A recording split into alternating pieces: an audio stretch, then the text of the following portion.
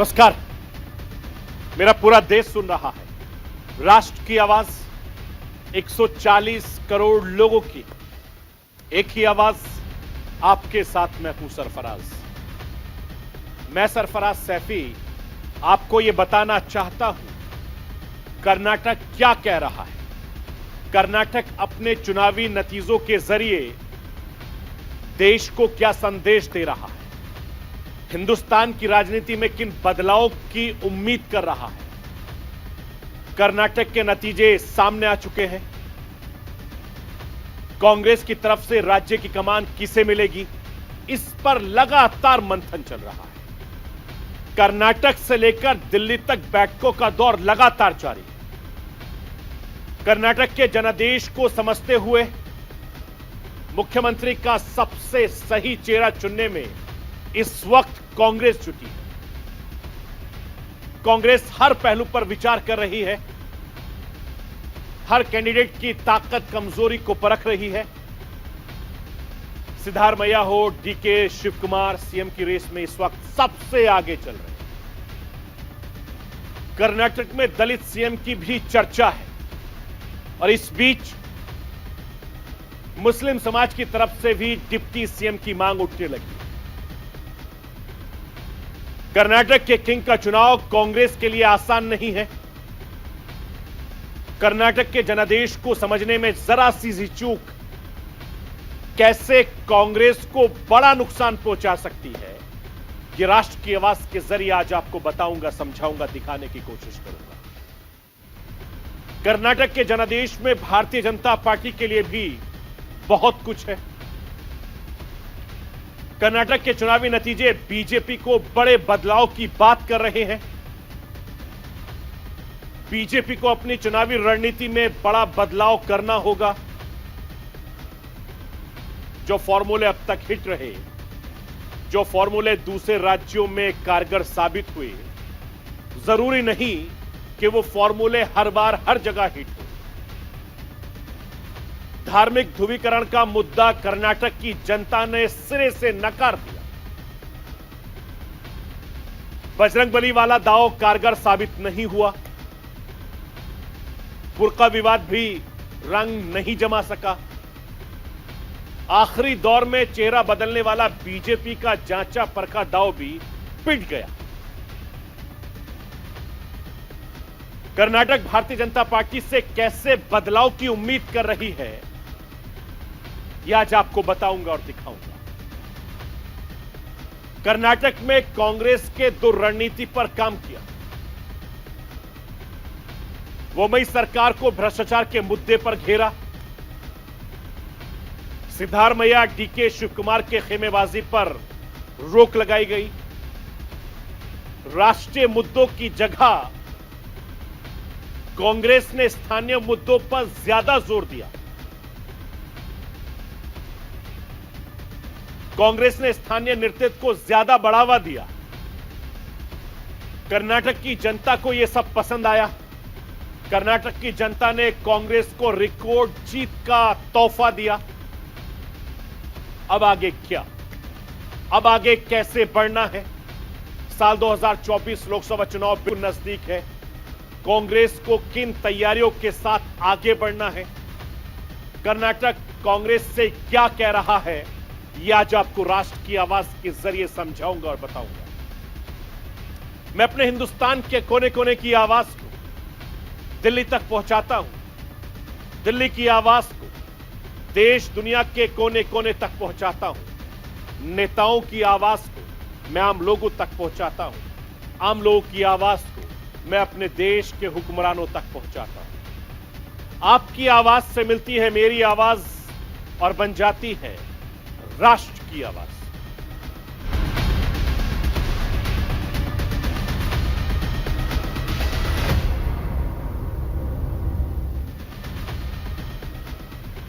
कर्नाटक क्या कह रहा है, इस वक्त पूरा हिंदुस्तान सुन रहा है। कर्नाटक के जनादेश के मायने क्या हैं, इस वक्त पूरा हिंदुस्तान समझने की कोशिश कर रहा है। दक्षिण से उत्तर की ओर वो राजनीति, सियासी बयार क्या बदलाव करने वाली है, हर कोई इसे समझने में जुटा है। मैं आपको यह बताना चाहता हूं कि कर्नाटक चुनाव के नतीजों ने कांग्रेस का हौसला बुलंद किया है। 2024 लोकसभा चुनाव में मजबूती से लड़ने का हौसला दिया, तो दूसरी तरफ भारतीय जनता पार्टी को सोचने पर मजबूर कर दिया।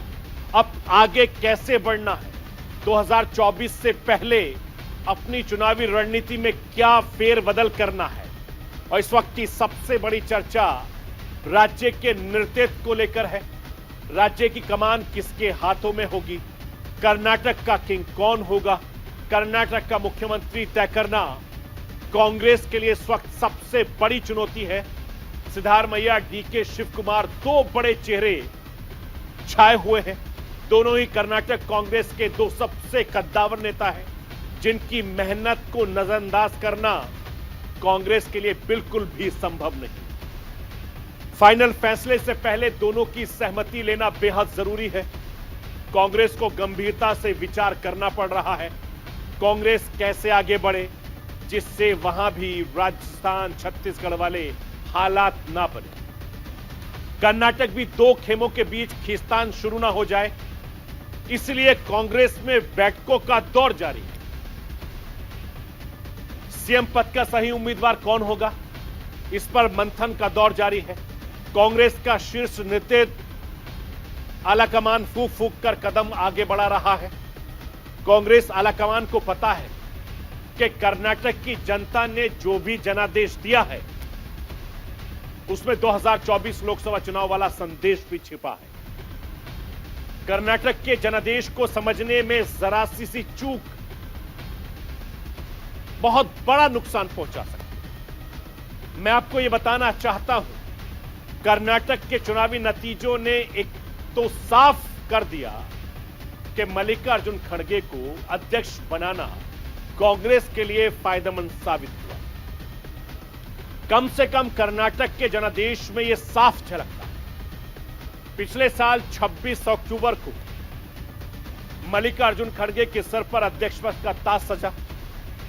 2 दशक के बाद ऐसा पहली बार हुआ जब गांधी परिवार के बाहर का कोई शख्स कांग्रेस अध्यक्ष बना। बेशक उनके ऊपर रिमोट कंट्रोल वाले आरोप लगते रहे, लेकिन कर्नाटक साफ शब्दों में कह रहा है कि मल्लिकार्जुन खड़गे के सम्मान में पूरा कर्नाटक खड़ा है। मैं आपको याद दिलाना चाहता हूं, चुनाव के पहले मल्लिकार्जुन खड़गे कर्नाटक की जनता को समझते समझाते नजर आए, जैसे पूरा गुजरात प्रधानमंत्री नरेंद्र मोदी के साथ खड़ा नजर आता था। ठीक उसी तरीके से कर्नाटक उनका गृह राज्य है। कर्नाटक की जनता से वो वैसी ही उम्मीद करते हैं। कर्नाटक की जनता ने भी खड़गे के शब्दों का मान सम्मान रखा, कांग्रेस को रिकॉर्ड मत जीत का उपहार दिया, तोहफा दिया। खासकर दलित समुदाय वोटर जिस संगठित तरीके से कांग्रेस के साथ आया, संदेश साफ है कि कर्नाटक का दलित समाज कांग्रेस के साथ खड़ा है। मैं आपको यह बताना चाहता हूं कि दलित वोट का इस तरह कांग्रेस की तरफ शिफ्ट करना भारतीय जनता पार्टी के लिए बड़ी चिंता का विषय बना हुआ है। 2014 के बाद से मोदी सरकार की कई योजनाओं ने दलित वोटर को बीजेपी के पाले में ला दिया। कई चुनावों में यही ट्रेंड देखने को मिला। कर्नाटक में भी पिछले साल चुनाव तक यही ट्रेंड देखने को मिला, लेकिन इस बार तस्वीर बदल गई। कर्नाटक के ज्यादातर रिजर्व सीटों पर कांग्रेस का प्रदर्शन भारतीय जनता पार्टी के मुकाबले काफी बेहतर रहा। कर्नाटक में 36 सीटें अनुसूचित जाति के लिए रिजर्व हैं। इनमें से 21 सीटें कांग्रेस अपने पाले में करने में कामयाब रही। इसी तरीके से अनुसूचित जनजाति कर्नाटक की 15 सीटें हैं, वो भी अपने खाते में कर पाई। इसके अलावा 36 में से 21 सीटें कांग्रेस अपने पाले में करने में सफल हो गई, कामयाब हो गई। कांग्रेस को 12 पर संतोष करना पड़ा, लेकिन इस बार खेल पलट गया। कर्नाटक के दलित वोटर्स कांग्रेस अध्यक्ष की बात मानते हुए नजर आए। हैदराबाद कर्नाटक में दलित वोटर सबसे ज्यादा निर्णायक हैं। यहां की 31 सीटों में से कांग्रेस ने 16 सीटें जीत, वही भारतीय जनता पार्टी का आंकड़ा 10 पर जाकर रुक गया। इसी तरीके से मुंबई कर्नाटक जो बीजेपी का गढ़ माना जाता था, वहां पर 50 सीटों में से कांग्रेस ने 31 सीटें अपनी झोली में डाली। भारतीय जनता पार्टी को सिर्फ 17 सीटें मिली।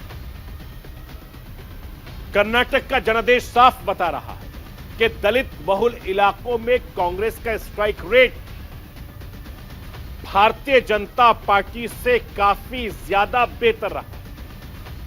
अब कांग्रेस की जिम्मेदारी है कि कर्नाटक के दलित मतदाताओं के मन की बात समझे, उनके लिए कुछ बेहतर करें, उनका मान रखा जाएगा तो इसका लाभ मल्लिकार्जुन खड़गे को राष्ट्रीय स्तर पर जरूर मिलेगा। अब तो सीएम पद को लेकर जो चर्चाएं हो रही हैं, उसमें दो नाम सबसे ऊपर हैं।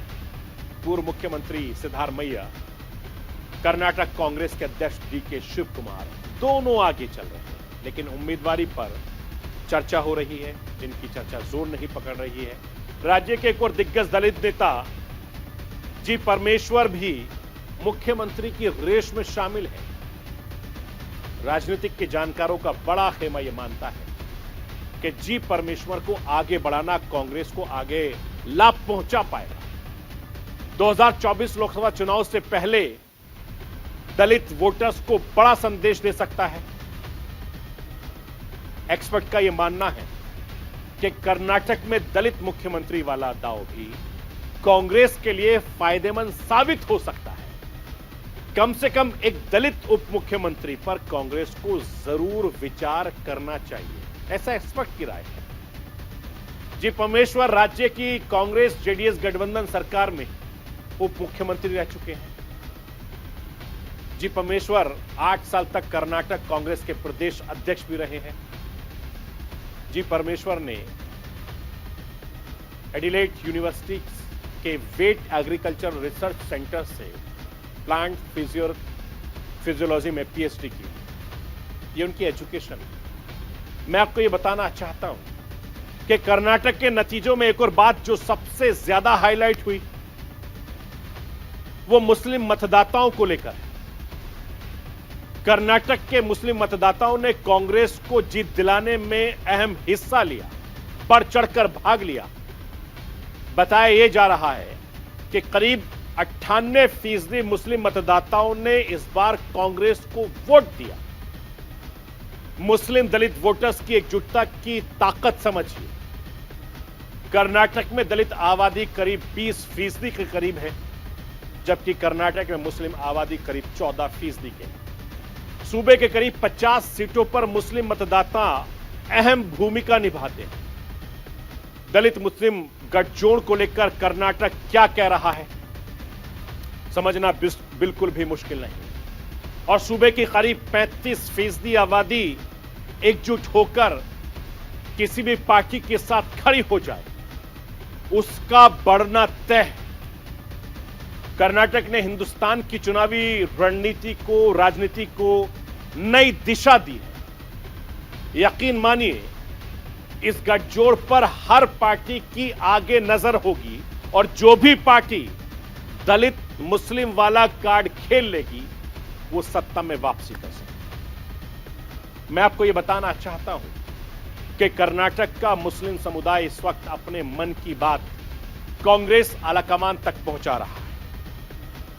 सुन्नी उलेमा बोर्ड के मुस्लिम नेता ये मांग कर रहे हैं कि कर्नाटक का एक डिप्टी चीफ मिनिस्टर मुस्लिम समुदाय से होना चाहिए। इतना ही नहीं, 9 में से 5 मुस्लिम विधायकों को कैबिनेट के अच्छे पोर्टफोलियो के साथ मंत्री बनाया जाए, जिसमें गृह मंत्रालय हो, राजस्व मंत्रालय हो, स्वास्थ्य मंत्रालय हो या दूसरे विभाग होने चाहिए, ऐसा उनकी राय है।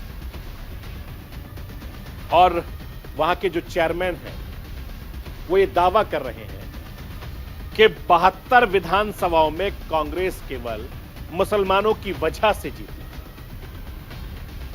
सादी का यह कहना है कि एक समुदाय के तौर पर मुस्लिम समाज ने कांग्रेस को बहुत कुछ दिया है। अब कांग्रेस समाज के लिए बेहतर करे। मैं राष्ट्र की आवाज के जरिए आपको वक्फ बोर्ड के चेयरमैन शाफी सादी का बयान सुनवाना चाहता हूं। वो आला कमान से क्या कुछ कह रहे हैं, सुनिए। उल्मा लोगों का डिमांड थे, वो पूरा कर्नाटक का मुसलमानों का डिमांड है। और अभी हमारा बोर्ड का डिमांड अभी रख रहे हैं। बोर्ड का मेंबर्स अभी हमें मीटिंग कर रहे हैं और वक्फ बोर्ड का भी डिमांड वही है। एक डीसीएम तो ज़माने से हमारा एक ख्वाहिश है और हमारा मुतालबा भी थे।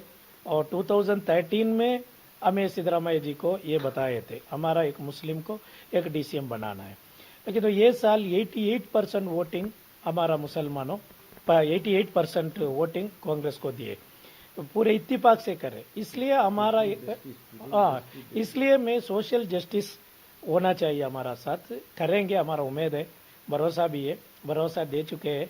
और डीसीएम का डिस्कशन आए तो इंशाल्लाह मुस्लिम एक डीसीएम को कांग्रेस बनेंगे। डिमांड ये था 23 मुसलमानों को सीट देना करके, उसमें सिर्फ 15 मुसलमानों को सीट दिए, उसमें 9 लोग जीत के आए।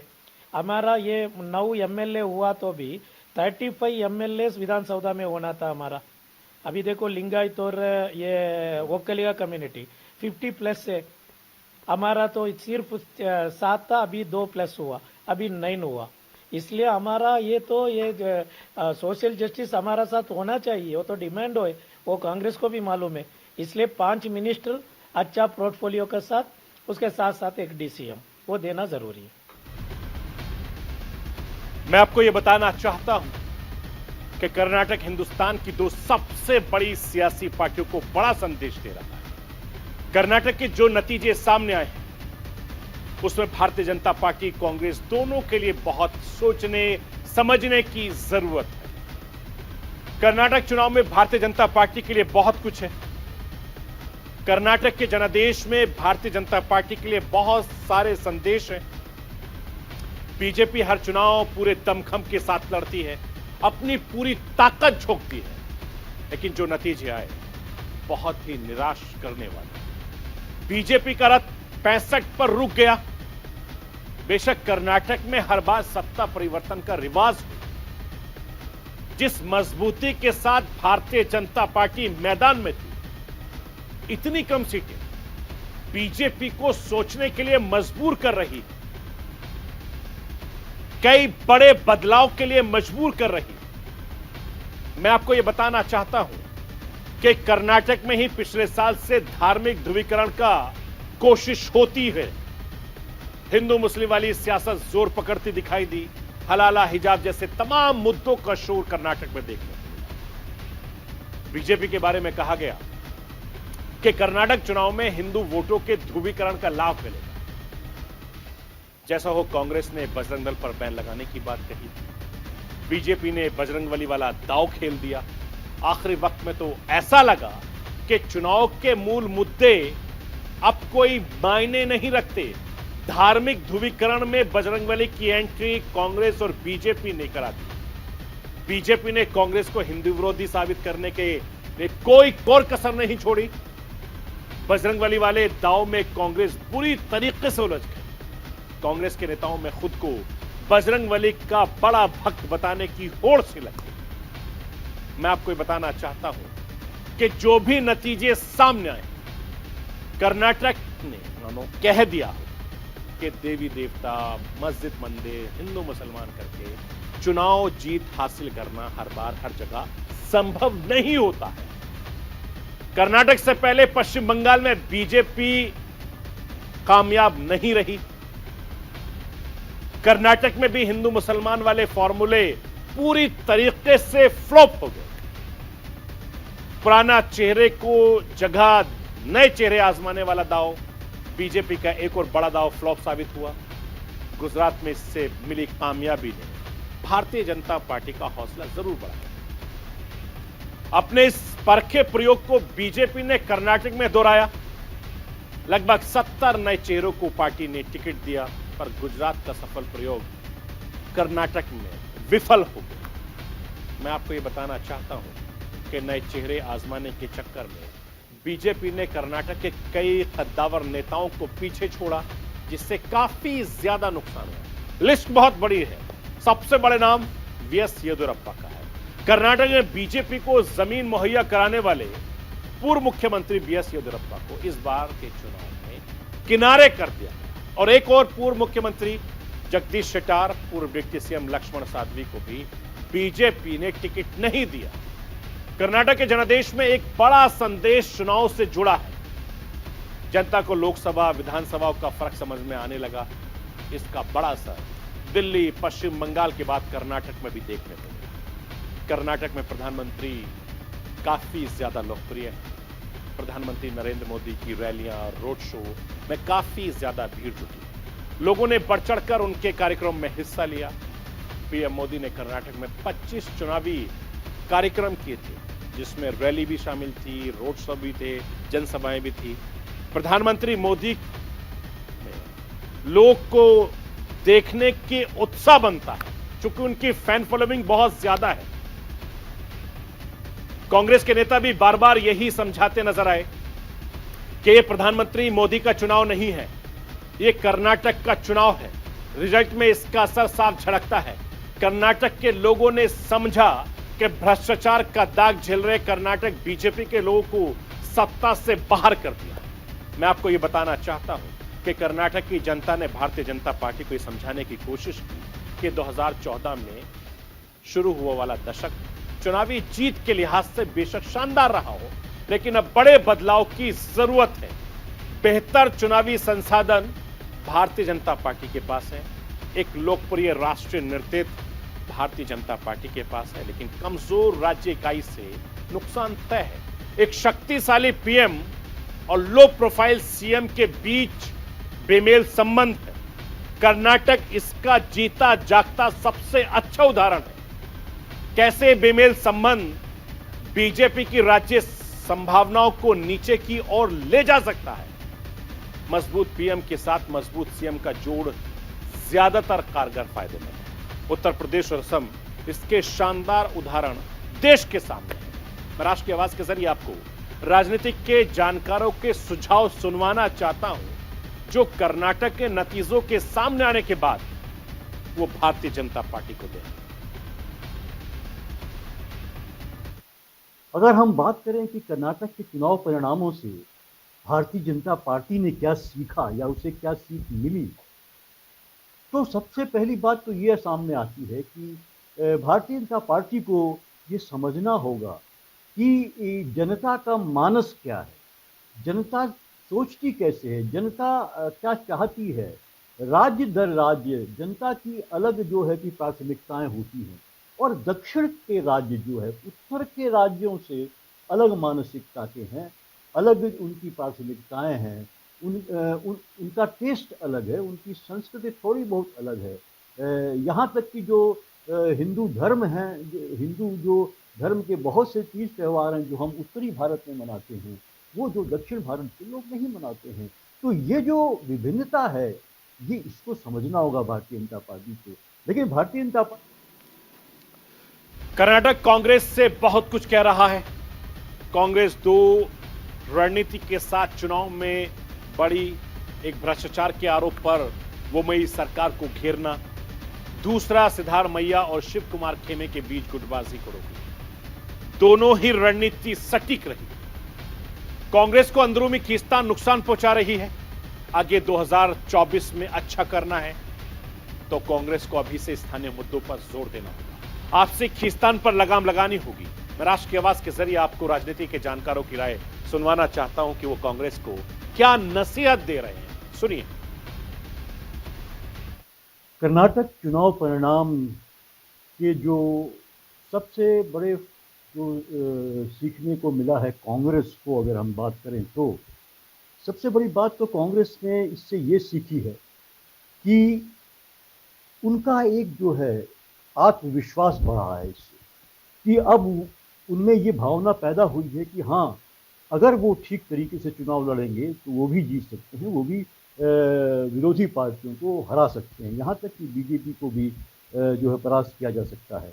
ये विश्वास, आत्मविश्वास है, वो बढ़ा है उनका निश्चित रूप से।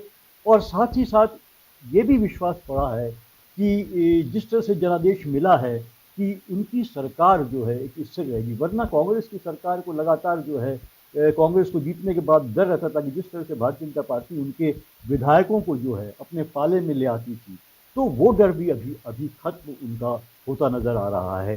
तीसरी बात है कि सबसे बड़ी जो बात है वो इससे हुआ है कि किसी भी पार्टी को जो है, खासकर कांग्रेस पार्टी को, मुद्दों को पहचानना जरूरी है और उन मुद्दों को पहचान के कर्नाटक चुनाव के नतीजे बहुत कुछ कह रहे हैं। हिंदुस्तान की दो सबसे बड़ी पार्टियों को सबसे बड़ा संदेश दे रहे हैं। देखना होगा कि बीजेपी कांग्रेस दोनों ही पार्टियां कर्नाटक के संदेश को कितना समझ पाती हैं, अपने सुधार के लिए क्या कुछ कर पाती हैं। हिंदुस्तान की सियासत में कर्नाटक का जनादेश क्या बदलाव लाता है, इस पर हर किसी की नजर टिकी हुई है। तो ये थी राष्ट्र की आवाज। बाकी खबरों के लिए आप बने रहिए न्यूज़ इंडिया के साथ। कल रात 9 बजे फिर होगी मुलाकात।